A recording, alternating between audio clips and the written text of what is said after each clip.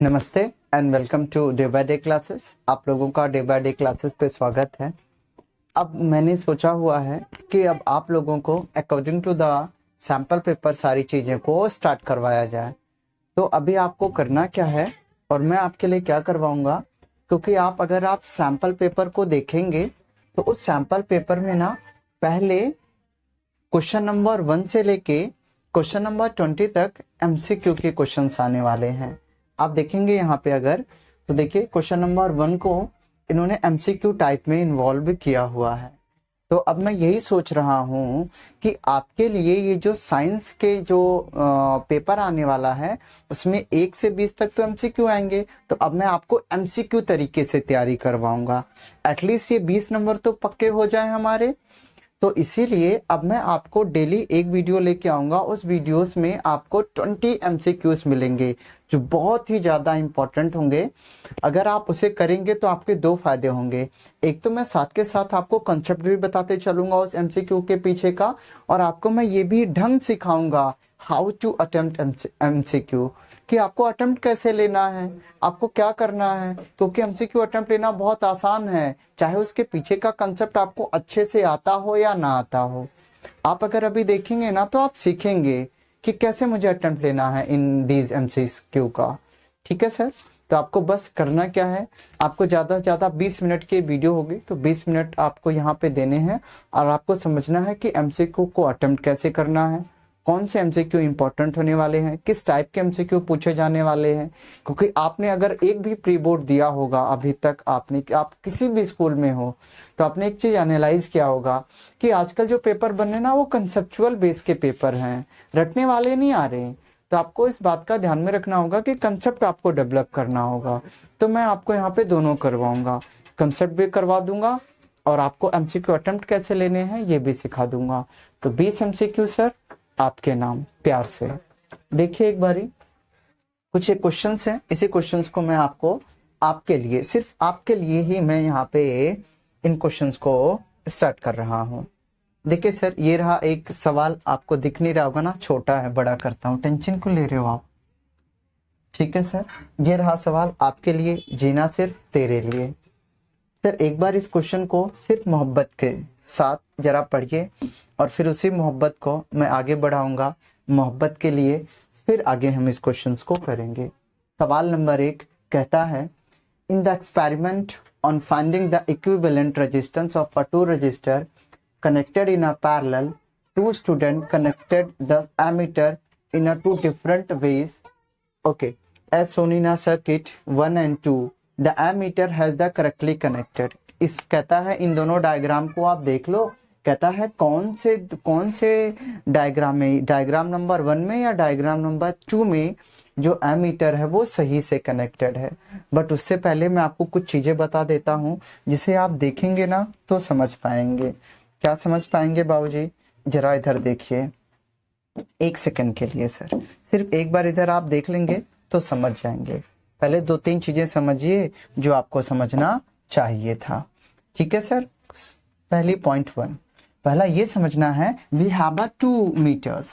पहला है एक वोल्ट मीटर होता है, एक एमीटर होता है। बाबूजी ये वोल्ट मीटर एमीटर क्या है सानू की पता, पर आप देखिए जरा, आपके घरों में ना, आपके घरों में बाहर एनर्जी मीटर लगा होता है। एनर्जी मीटर क्यों? क्योंकि उसके अंदर एमीटर भी है, वोल्ट मीटर है, सारे मीटर इनबिल्ट होते हैं। That is why I said the energy meter भी उसे बोलते हैं। तो बट आप उसे समझिए जरा, आपने 2 मीटर देखे होंगे, एक देखा होगा आपने ऐसे करके, एक किसने ये बोर्ड चलाया सर, ये होता है, एक ऐसे होता है, दिस इज कॉल्ड ए, यहाँ पे लिखा रहता है, एक ऐसे होता है। ठीक है सर, इसे हम बोलते हैं एमीटर। एमीटर क्या मेजर करता है बाबूजी? करंट को मेजर करता है। एक ऐसा ही आपने अपनी किताब में जरूर देखा होगा, ऐसे गोल सा बना होगा, इस पे लिखा होता है बी, इसे बाबूजी हम बोलते हैं वोल्ट मीटर। ये वोल्ट मीटर होता है, क्या नापता है? वोल्टेज नापता है। नापता क्या है सर? ये वोल्टेज नापता है। This is called ammeter. और एमीटर नापता क्या है सर? एमीटर नापता है हमारा करंट नापता है। सर करंट की यूनिट क्या होती है बाबूजी? एम्पेयर होती है, ए से रिप्रेजेंट करते हैं। वोल्टेज की यूनिट बोल दे सर, वोल्टेज की यूनिट वोल्ट होती है। वी उसे मेजर करते, वी से रिप्रेजेंट करते हैं और इसकी यूनिट होती है सर वोल्ट। ठीक सर, आगे चलिए। एक चीज जो हमें समझने वाली होती है, जो अगर एम्पेयर मीटर है करंट को मेजर करता है, वोल्टेज मीटर है वोल्ट को मेजर करता है। ठीक है, ये तो मुझे पता है, बट एक चीज का ध्यान में रखना हो, इसमें एक सिंबल लगे होते हैं। कहो तो सर मैं बताऊं, इसमें सिंबल होता है, एक साइड होता है प्लस और एक साइड होता है माइनस, एक साइड होता है प्लस और एक साइड होता है माइनस। अब आपको यही चीज ध्यान में रखनी होगी। एक चीज आपने और देखा होगा, पढ़ा होगा, जरा सर आप इसे बता सकते हैं ये क्या है? देखिए सर, ये मैंने क्या बना दिया बाबूजी, एक बार बता दो सर, सिर्फ एक बार। ये मैंने बना दिया आपके लिए, दिस इज कॉल्ड बैटरी। क्या होता है सर? बैटरी होता है। सुन रहा है ना तू, देख ले धर। इसे बैटरी होती है। जो ये बड़ी वाली लाइन होती है इसे हम पॉजिटिव साइन बोलते हैं, और ये जो छोटी वाली लाइन होती है इसे हम नेगेटिव बोलते हैं। क्या बोलते हैं बाबूजी? बड़ी वाले को पॉजिटिव, स्मॉल वाले को नेगेटिव। शर्त क्या होती है? एमीटर को लगाने का ढंग क्या होता है, बस ध्यान में रखिए। बैटरी का जो पॉजिटिव टर्मिनल होगा वो एमीटर के पॉजिटिव टर्मिनल से ही कनेक्ट होना चाहिए। सुना तूने? जो बैटरी का पॉजिटिव टर्मिनल है ना, वो एमीटर के पॉजिटिव टर्मिनल से कनेक्ट अगर है तो हमारा एमीटर सही कनेक्टेड है। अगर इसका पॉजिटिव है और एमीटर का नेगेटिव कनेक्टेड हो गया है तो ये रॉन्ग कनेक्शन है। अच्छे को ये बात पता नहीं है, एक बार पूछ के देख किसी से। तो पॉजिटिव टर्मिनल बैटरी का एमीटर के पॉजिटिव टर्मिनल से ही कनेक्ट होना चाहिए। This is called the right connection. ठीक है सरकार, ये बात को ध्यान में रखेंगे। एक चीज और आपको ध्यान में रखना है, जो एमीटर होता है वो हमेशा सीरीज में कनेक्टेड होता है। कहाँ पे कनेक्टेड होता है सर? सीरीज में कनेक्टेड होता है। लिख ले, यही तेरे पेपर में आएगा। और वोल्ट मीटर कहाँ पे कनेक्टेड होता है सर? पैरेलल में कनेक्टेड होता है। आप यकीन जानिए सर, बस एक बार लिख लीजिए इन बातों को। एमीटर सीरीज में, वोल्ट मीटर पैरेलल में। एमीटर करंट मेजर करता है, वोल्ट मीटर वोल्टेज मेजर करता है। इनका सही कनेक्शन का ढंग यही है, बैटरी का पॉजिटिव टर्मिनल एमीटर के पॉजिटिव टर्मिनल से अगर कनेक्टेड है तो हमारा एमीटर सही कनेक्टेड है। ठीक है सर, एक बार इसे मोहब्बत से नोट कीजिए। अगली बार एक और चीज को जरा देख लीजिए।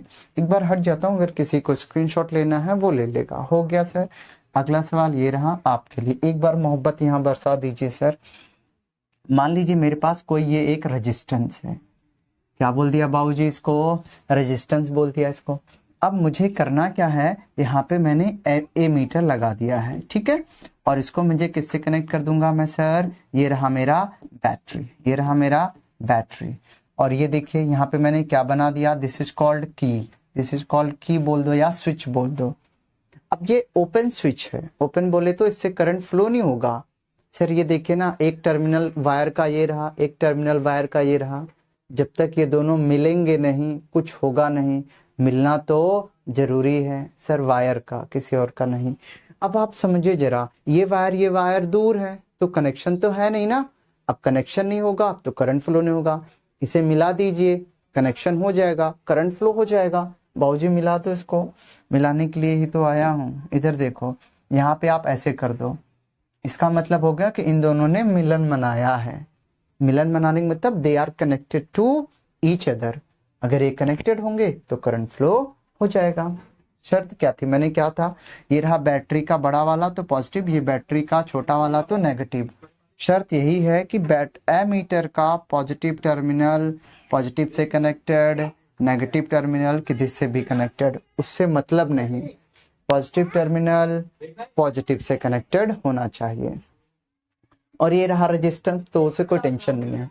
अब एक वोल्ट मीटर भी होता है, जरा मैं वोल्ट मीटर को भी मैं लगा देता हूँ। जरा वोल्ट मीटर को मैं लगाता हूँ। अब आप देखिए वोल्ट मीटर को कहाँ, हमेशा याद रखिए वोल्ट मीटर पैरेलल में लगेगा। किसके पैरेलल में? रेजिस्टेंस के पैरेलल में वोल्ट मीटर रेजिस्टेंस के पैरेलल में लगेगा, और एमीटर रेजिस्टेंस के सीरीज में लगेगा। This is the connection, this is a right connection. ठीक है सर, और यहाँ पे ये पॉजिटिव हो जाएगा और यहाँ पे ये नेगेटिव हो जाएगा।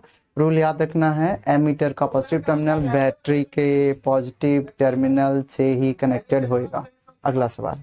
ठीक है सरकार, अब आइए, अब ये बेसिक्स आपको समझ में आ गया। अब आ जाइए जरा अपने क्वेश्चन पे, जो अपन लोगों ने क्वेश्चन डिसाइड किया था। This is the question, now you have to read it out and अब जरा, अब पता नहीं यार आप लोगों को दिख रहा होगा कि नहीं। ये आपको दिख रहा है, मैं थोड़ा मार्क कर देता हूँ, हाँ, वरना आप लोगों को बुरा लग जाएगा। सर ये रहा पॉजिटिव टर्मिनल, ये रहा नेगेटिव, ये दिख रहा है। I think I should change the colour,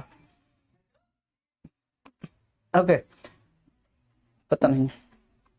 sir ये रहा नेगेटिव टर्मिनल, ये रहा पॉजिटिव टर्मिनल, दिख रहा, आई होप। सर ये रहा बैटरी का पॉजिटिव, ये रहा नेगेटिव, ये रहा पॉजिटिव, ये है सर वोल्ट मीटर, ये नेगेटिव है, और ये है एमीटर, ये नेगेटिव टर्मिनल है, ये पॉजिटिव टर्मिनल है। सर ये रहा बैटरी का पॉजिटिव टर्मिनल, नेगेटिव टर्मिनल, ठीक है।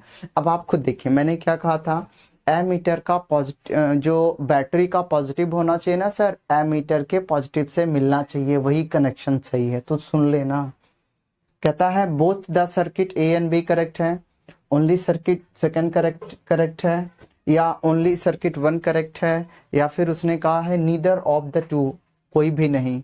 हमेशा याद रख ले, कोई भी नहीं होता जनरली आंसर, ठीक है। तो आपको ध्यान में क्या रखना है। अब आ जाइए, पकड़िए पहले, ये रहा बैटरी का पॉजिटिव टर्मिनल, ये रहा बैटरी का पॉजिटिव टर्मिनल, और ये रहा एमीटर का पॉजिटिव टर्मिनल। देखिए ना सर, ये रहा एमीटर का पॉजिटिव टर्मिनल और ये रहा बैटरी का पॉजिटिव टर्मिनल।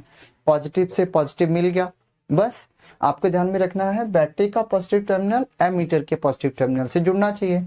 अब इधर देखिए, बैटरी का नेगेटिव एमीटर का पॉजिटिव से जुड़ रहा है, इसका मतलब ये सेकंड वाला तो नहीं होगा। इधर देखिए, बैटरी का पॉजिटिव टर्मिनल एमीटर के पॉजिटिव टर्मिनल से जुड़ रहा है, इसका मतलब यही वाला सही होगा।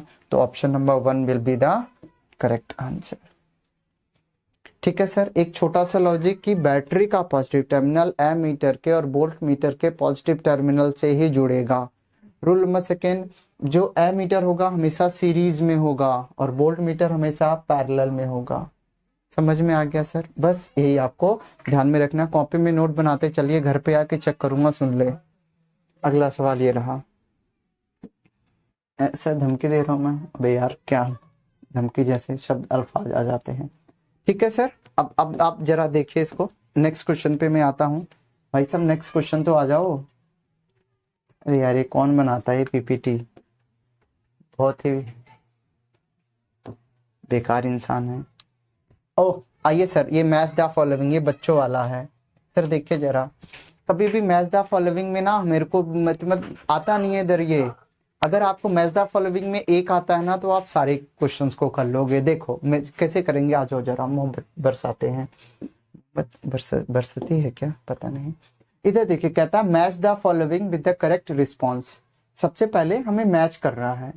ये वेरिएशन क्या होता है, सपोज करो मुझे नहीं आता, नहीं आ रहा, क्या करूं।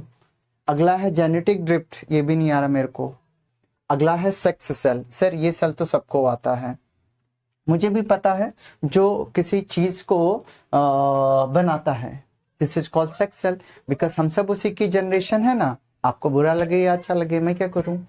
अब इधर देखिए सरकार जरा, अगला है पैलेजोइक एंथ्रोपोडा। अब ये क्या है मुझे भी नहीं पता, लेकिन मुझे सिर्फ इसमें से एक पता चल रहा है कि ये जो सेक्स सेल होगा ना सर, जो सेक्स सेल होता है, जो अगर आप देखेंगे मेल और फीमेल में जो पहले डोनेट करता है अपना स्पर्म, वो होता है मेल, तो वही सेक्स सेल होगा, मेल ही तो होगा ना सेक्स सेल। तो अब ध्यान से देखिए, उसने कहा हुआ है सेक्स सेल किससे बिलोंग कर सकता है, मेल गैमेट से।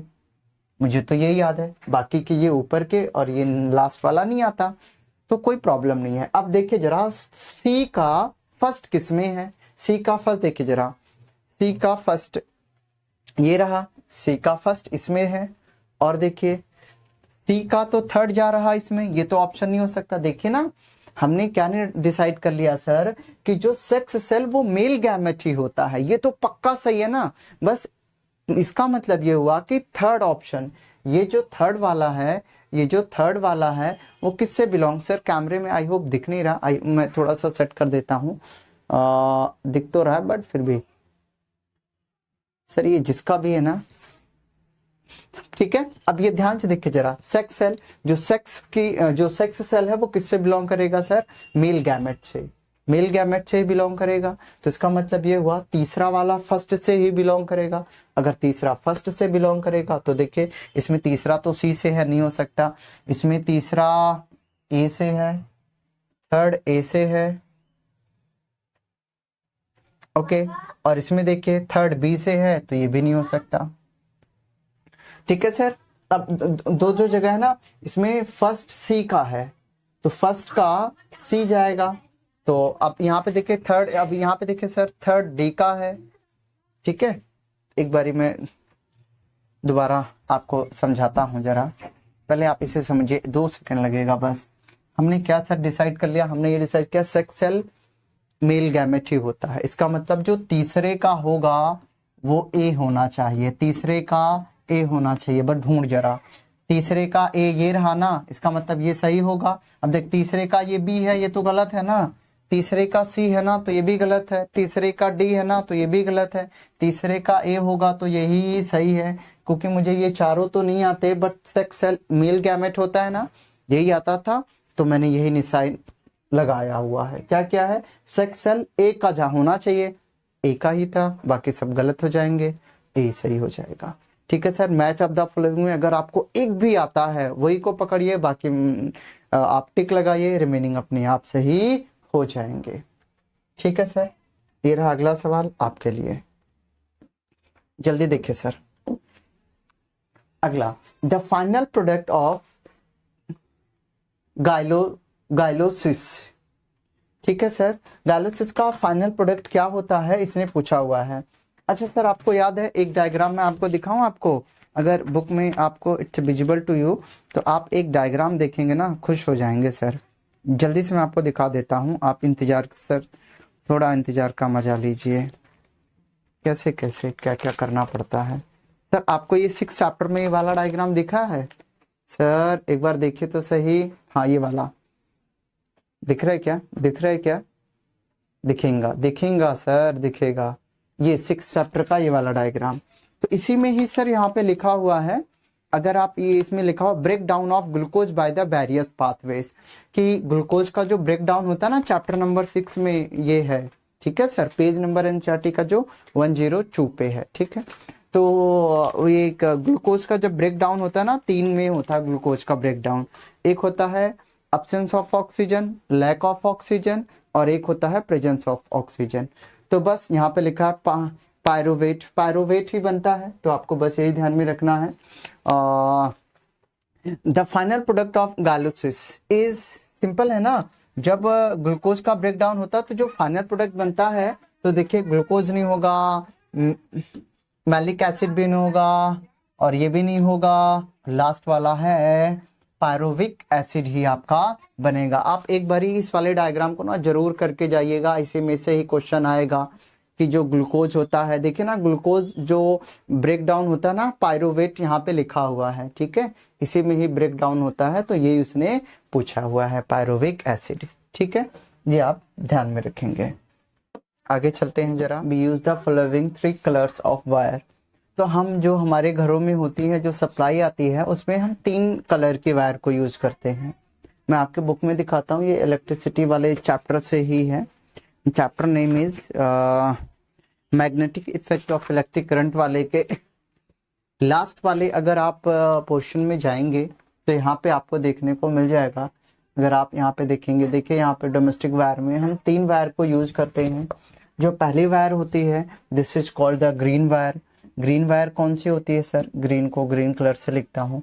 एक होती है हमारे पास ग्रीन वायर, ग्रीन वायर को ही हम लोग बोलते हैं अर्थिंग वायर या अर्थ वायर भी बोलते हैं। This is called earth wire. Earth wire का मतलब क्या होता है समझ लो।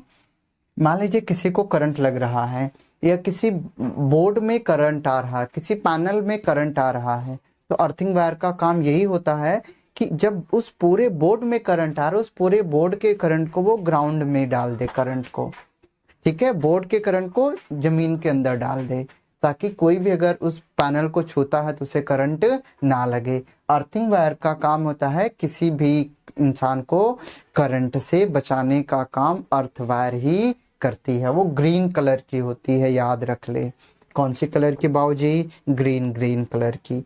अगला होता है हमारे पास रेड वायर। बाबूजी आपको पता है ना, रेड बोले तो खतरा, रेड ही होता है। This is called live wire. Live मतलब मेन वायर, मेन वायर का मतलब होता है जिसके अंदर एक्चुअली में करंट फ्लो हो रहे हों। करंट का मतलब ही होता है फ्लो ऑफ इलेक्ट्रॉन। जिस वायर के अंदर इलेक्ट्रॉन फ्लो होते हैं मेन, उसी को ही हम बोलते हैं रेड वायर होती है। तो ये लाइव वायर होती है, यही मेन वायर होती है सर।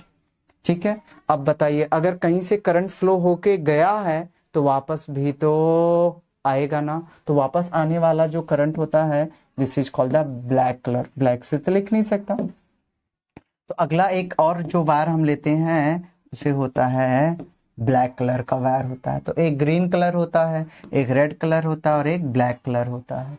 तो देखिए ये रहा रेड मिल गया, ये रहा ग्रीन, ये रहा ब्लैक। तो जो हम अपने घरों में यूज करते हैं ना वायर, वो कौन से 3 वायर होती है? रेड, ब्लैक और ग्रीन। रेड, ब्लैक और ग्रीन। तो यहाँ पे आप आसानी से इस जब भी आप बुक पढ़ेंगे ना, आप यहाँ पे देख सकते हैं रेड, ब्लैक और ग्रीन कलर का होता है।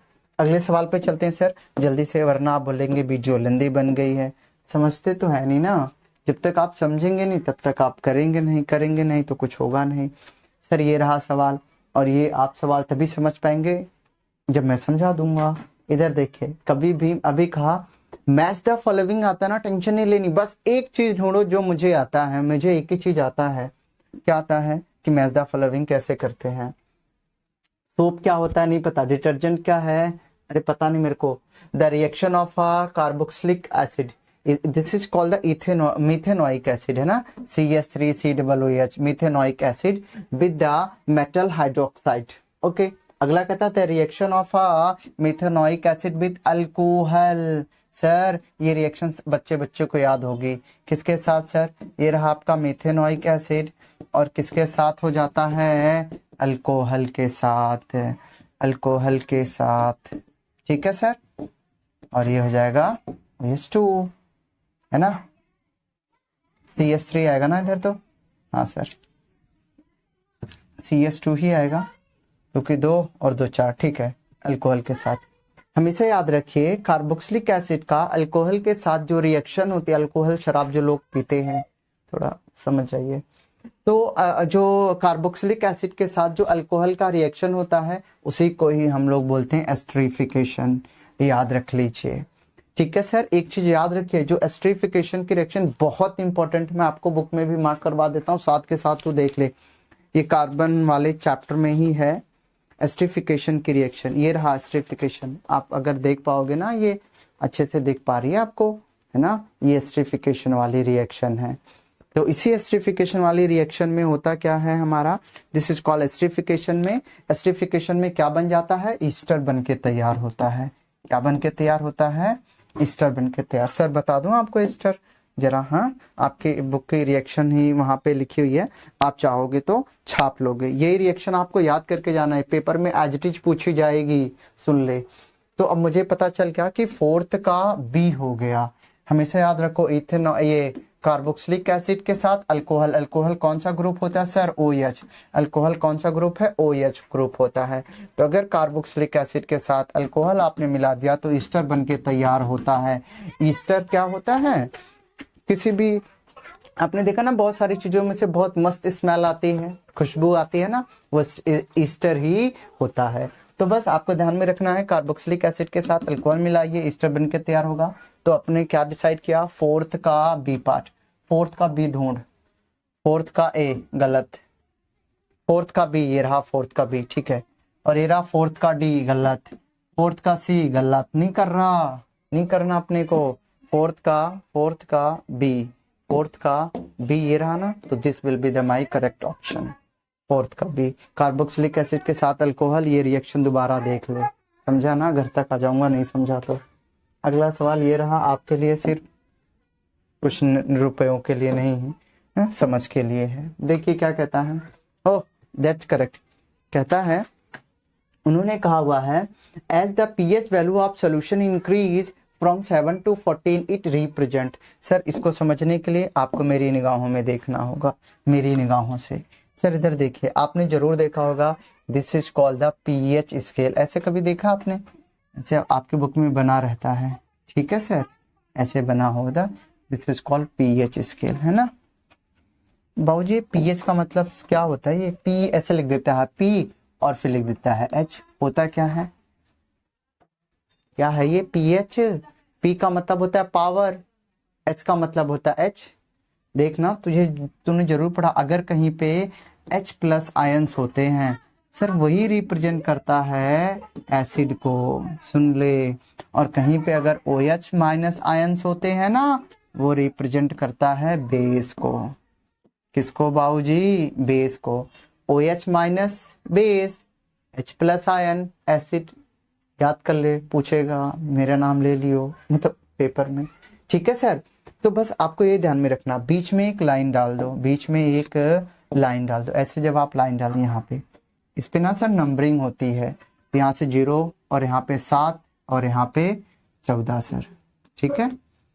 14 इंग्लिश में बोले तो, हिंदी में क्या, ठीक है, ये रहता है।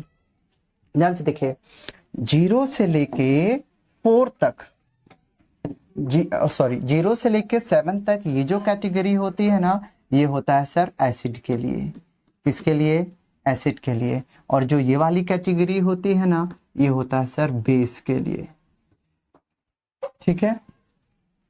जैसे जैसे आप यहां से इधर को जाएंगे, एसिडिक इंक्रीज करेगा, एसिड क्या करेगा? इंक्रीज करेगा। और जैसे जैसे आप इधर से इधर जाएंगे तो बेस इंक्रीज करेगा। क्या इंक्रीज करेगा सर? बेस इंक्रीज करेगा। तो अब आपको बस ध्यान में रखना है।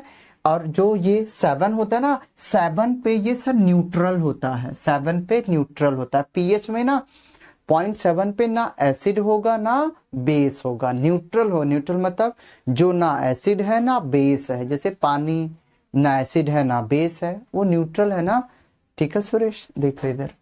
तो ये न्यूट्रल है। लेकिन जैसे जैसे आप 7 से कमती की तरफ बढ़ेंगे, आपका एसिडिक कैरेक्टर इंक्रीज करेगा। और जैसे जैसे आप 7 से ज्यादा की तरफ बढ़ेंगे, आपका बेसिक कैरेक्टर इंक्रीज करेगा। सर वो होता है ना इनो, काम शुरू सिर्फ 6 सेकंड में। तो इनो क्या है? एक बेस है। किसी को गैस बन जाती, इनो पी लीजिए, माहौल सेट हो जाएगा, जन्नत दिखेगी मतलब पीने के बाद, ठीक है सरकार। तो बेसिक कैरेक्टर कब बढ़ता है? 7 से आगे, जैसे जैसे आप आगे बढ़ते जाएंगे वो बेसिक कैरेक्टर बढ़ेगा। 14 सबसे ज्यादा बेसिक है सर। 7 से जितना कम होते जाएंगे एसिडिक कैरेक्टर बढ़ेगा। 0 पे तो सबसे तगड़ा एसिड बन जाएगा, 7 पे न्यूट्रल बन जाएगा। तो बस यही ये पीएच का कमाल है, वो यही पूछेगा पीएच का। सर आप बताइए, आपका यूरिन जिस वो एसिडिक है या फिर बेसिक है? सोच के बताइए, सोच के बताइए, कमेंट आना चाहिए सर जिन्होंने भी ये वीडियो देखी है। अगर नहीं आना, ठीक है सरकार, बस ध्यान में रखना आपको। आप बताइए अपना, आपका ब्लड क्या है, एसिड है या बेस है? आपका यूरिन क्या एसिड है या बेस है? पूछेगा तेरे पेपर में, सुन ले, तेरा ब्लड बेसिक है, एसिड नहीं है रे सुरेश। तेरा यूरिन सोच के बताते तो हूं नहीं, ठीक है सरकार, ये बात पता चल गई है। जैसे आप 7 से आगे की तरफ बढ़ेंगे बेसिसिटी बढ़ेगी, 7 से कम पे जाएंगे एसिडिक कैरेक्टर बढ़ेगा। तो आ जाओ अब अपने उस पे आते हैं। ये क्या बोला है? As the pH value of solution increase from 7 to 14, सुन ले, देख ले क्या बोल रहा है वो। इंक्रीज करेगा, कहां से कहां से इंक्रीज करना है? 7 से 14 की तरफ इंक्रीज करेगा ना। अभी तो तुझे बोला था 7 से 14 की तरफ जो इंक्रीज करेगा क्या होगा? 7 से 14 की तरफ जो इंक्रीज करेगा क्या होगा, है ना? 7 से 14 की तरफ इंक्रीज करेगा तो बेसिक होगा, बेसिक कैरेक्टर बढ़ेगा। तो आ जाओ, अगर 7 से 14 की तरफ इंक्रीज करेगा ना, इंक्रीज करेगा ना 7 से 14 की तरफ, तो क्या होगा? बेसिक कैरेक्टर बढ़ेगा, बेसिक कैरेक्टर बढ़ेगा। A decrease on a concentration of OH ion, सुन ले, कहीं पे भी OH आयन लिख देना। अभी तुझे बताया था बेस होगा वो, बेस होगा वो, ठीक है ना। कहता है अ decrease on a concentration of OH ion. अरे 7 से 14 बढ़ने पे तो इंक्रीज करता है ना OH आयन, OH मतलब बेस इंक्रीज करता है, हटाओ। An increase in a concentration of OH ion, हाँ इंक्रीज ही तो करेगा। OH मतलब बेस, सुन ले, OH मतलब बेस, और यहीं पे लिख दे H प्लस आयन बोले तो एसिड। और 7 से 14 की तरफ, 7 से 14 की तरफ जाने पे OH आयन बढ़ेंगे, बेसिक कैरेक्टर हो जाएगा, B will be the correct option. ये नहीं पढ़ रहा ना, जब सही आंसर मिल गया तो पढ़ता क्यों है। ठीक है सरकार, अगला सवाल ये रहा आप रुपए के लिए। आज माहौल जच रहा है क्या? ओह माहौल, इस सर ये अमीबा ये क्या देते रहते हैं, बच्चों वाला सवाल। ठीक है देखिए सरकार, आपने देखा, मैं आपको बुक में दिखा दूं एक बार। सर एक बार मोहब्बत कर लीजिए, किसी से भी कीजिए, बस कीजिए, है ना। एक बार अगर आपने मोहब्बत कर लिया ना, फिर आपको मोहब्बत करने का ढंग आ जाएगा। ठीक है सरकार, एक बार देखिए, आपने एक डायग्राम देखा होगा अमीबा वाला। अमीबा वाला अगर आपने देखा होगा डायग्राम, तो आपको एक बात बहुत अच्छे से समझ में आएगी। देखिए तो ये रहा अमीबा वाला डायग्राम, ये दिख रहा है आपको? It's visible to you sir, can it's visible? देखिए सर ये अमीबा वाला दिखा आपको, यही वाला डायग्राम आप अपनी किताब में एक बार खोल लीजिए, अगर आप इस समय मुझे देख रहे हैं तो। अगर ये डायग्राम खोलेंगे, इसमें ये पूछा हुआ है इस क्वेश्चन में कि बताइए किस प्रोसेस से एक अमीबा टूट के दो होता है, किस प्रोसेस से? तो फिजन से ना, फिजन से दो होता है। और एक डायग्राम और अमीबा वाला दिखाता हूं, देखिए अमीबा वाला एक डायग्राम मैं आपको और दिखा देता हूं। आप आ जाइए सर रिप्रोडक्शन वाले चैप्टर में, अब आइए। रिप्रोडक्शन किधर है यार? रिप्रोडक्शन मिल गया। कहता है रिप्रोडक्शन में ये जो अमीबा होता है ना, वो करता क्या है सर? फिजन होता है अमीबा में। देखिए sir, it's visible to you sir, amoeba में फिजन होता। देखिए पहले एक अमीबा था, फिर बीच में उसकी जो न्यूक्लियस है स्ट्रेच होने शुरू हो गई, दो अलग अलग होने के शुरू हो गई, तीसरे स्टेप में पूरे अलग अलग हो रहे हैं, चौथे में वो दोनों टूट के अलग हो गया। तो एक पेरेंट सेल से दो अमीबा बनके तैयार हो गए, इसे बोलते हैं फिजन। देखिए जो ह्यूमंस होते हैं रिप्रोड्यूस करने के लिए उन्हें फीमेल चाहिए, फिर ऑल द प्रोसेस आपको तो पता ही है सर क्या होता रहता है। लेकिन जो अमीबा है हमें उनके लिए ऐसा नहीं है कि एक मेल अमीबा फीमेल को ढूंढ रहे, आजा भाई आजा रिप्रोड्यूस करते हैं, ऐसा नहीं होता सर। इसमें एसेक्सुअल रिप्रोडक्शन होता है, सेकेंड पार्टनर की जरूरत नहीं होती, खुद से ही चल रही दुनिया है ना, तो सही रहता है। अब देखिए इसी तरीके से ये होता फिजन। तो इसमें ये पूछा हुआ है कि ये स्टेप्स दे रखे हैं, 3-4 स्टेप दे रखे हैं, तो उस कहता अरेंज कर दो, अरेंज करो कि किस अरेंजमेंट में इसका रिप्रोडक्शन होता है। तो उसके लिए बहुत आसान, एक ही चीज ध्यान में रखना, हम या तो सबसे पहले सबसे लास्ट वाली स्टेटमेंट ढूंढ लेते हैं। मैं सबसे लास्ट वाली स्टेटमेंट ढूंढूंगा और फिर मुझे पता चल जाएगी कि ये स्टेटमेंट लास्ट में होनी चाहिए, उसी को आंसर टिक करके आगे बढ़ूंगा। पूरा पढ़ने की जरूरत नहीं है। अरे पढ़ के करना क्या है यार, बहुत आसानी से होते हैं एमसीक्यू वाले क्वेश्चन, बस आपको समझ चाहिए। अब मैं इसमें क्या ढूंढ रहा हूँ कि सबसे लास्ट वाली स्टेटमेंट कौन सी होगी। उसमें ये लिखा होगा कि दो अमीबा टूट के अलग हो गए, तो देख लो ना कौन सी स्टेटमेंट में वो लिखा हुआ है, उसी वही लास्ट होनी चाहिए। ठीक है सर, आ जाओ ढूंढ लेते ना। कहता है, समझाना पड़ेगा हिंदी भी इसकी। ओए, the cellular constructions increase and divide the whole body into two equal halves and from two daughter amoeba। ठीक है, डॉटर अमीबा क्या होता है? जो ये दो बने हुए हैं ना, दिस इज दो, ये दो टूट के अलग जो होते हैं उसे डॉटर अमीबा बोलते हैं sir. A construction appears in the cell membrane and nuclear membrane। Construction का मतलब देखिए ना, मान लीजिए ये अमीबा बना हुआ, ऐसे मान लो ये ऐसे ऐसे करके ये अमीबा है, तो ये जो उसकी न्यूक्लियस होती है ना सर, ये इसकी जो न्यूक्लियस है ना वो भी ऐसे चौड़ी सी होने लग जाती है, टूटने की कगार पे आती है। फिर ये ऐसे हो जाता है, उसके बाद ऐसे टूट जाती है। ये दो पार्ट में, एक ऐसे टूट जाए, ये अमीबा एक ऐसे टूट गया, ये अमीबा एक ऐसे टूट गया। और इससे पहले ये अमीबा कैसे रहता है? मान लीजिए यही अमीबा है, तो पहले ये इसकी न्यूक्लियस गोल सा रहता है, पहले देखो ऐसे रहेगा, फिर ये चौड़ा होगा, फिर यहां से बीच में टूट के ये अलग हो जाएगा। तो यही कहता है आ कंस्ट्रक्शन, मतलब ये जो चौड़ा होना ये हो रहा है। Appears in a cell membrane and the nuclear membrane. Obvious सी बात है, न्यूक्लियर मतलब न्यूक्लियस में भी ऐसा होगा और सेल मेम्ब्रेन में भी ऐसा होगा। तो ये तो लास्ट नहीं हो सकता सर, ये तो बता रहा है। Each daughter amoeba contain a nucleus surrounded by the cytoplasm and the cell membrane. हाँ, जो हर एक डॉटर मतलब ये जो बन के आए हैं ना, ये जो अमीबा बन के आया ना सर, इसे बोलते हैं डॉटर न्यूक्लियाई। और ये तो पेरेंट है इसका, और ये डॉटर न्यूक्लियाई है। ठीक है।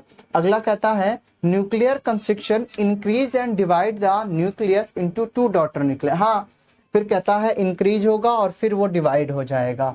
ये लास्ट वाला देखिए, ये वाला सबसे लास्ट वाला सी वाला पार्ट सबसे लास्ट का है कि each daughter amoeba contain a nucleus surrounded by the cytoplasm and cell membrane. तो जो डॉटर लास्ट की जो डॉटर न्यूक्लियाई बनेंगी ना, ये साइटोप्लाज्म का मतलब आप समझते हैं सर? साइटोप्लाज्म का मतलब ये जो बॉडी है ये साइटोप्लाज्म है ना, और ये बीच वाला इसे न्यूक्लियस बोलते हैं। तो सी वाला लास्ट में होना चाहिए, ये रहा सी वाला लास्ट में, और यहाँ पे भी सी लास्ट में है, यहाँ पे सर बी लास्ट में है, यहाँ पे डी लास्ट में है। ये नहीं हो सकता, डी है लास्ट में नहीं होगा, बी लास्ट में नहीं होगा, या तो ये या तो ये। ठीक है, तो मैं इसको थोड़ा सा मिटा देता हूँ ना, घोच पोच हो रहा है। तो बस आप एक चीज का ध्यान में रखिए, या तो ए या तो बी। तो अब ध्यान से देखिए, बी में शुरू कहाँ से हो रहा है? ए में शुरू का बी से हो रहा है कि a construction appear in a cell membrane and nuclear membrane, और ये कहाँ से शुरू हो रहा है? डी से। Nuclear construction increase and divide the nucleus into 2 daughter nuclei. Okay, फिर उसके बाद है ए, उसके बाद है डी, फिर उसके बाद है ए, उसके बाद है C. The correct answer will be B. Sir B इसका करेक्ट आंसर हो जाएगा, क्योंकि सबसे पहले क्या होगा? न्यूक्लियर कंस्ट्रेंट इंक्रीज होगा, फिर वो उसे 2 न्यूक्लियर में डिवाइड करेगा। उसके बाद ए होगा as nuclear constraint increase divide the whole body into the 2 equal half from the 2 daughter nuclei. ठीक है sir, B will be the correct option. सिर्फ 4 लाइन में यही बोला है यार कि पहले एक न्यूक्लियस होता है, पहले एक अमीबा होता है, उसमें कंस्ट्रेंट्स अपीयर्स होते हैं, फिर ये चौड़े होने लग जाते हैं, उसके बाद चौड़ा होने के बाद में ये दोनों अलग अलग टूट के डिवाइड हो जाते हैं। तो B will be the correct arrangement of it. ठीक है सरकार, ये आप एक बार देख लीजिएगा। ठीक है, यही वाला है जो मैंने आपको पहले भी दिखाया हुआ था। ठीक है सरकार।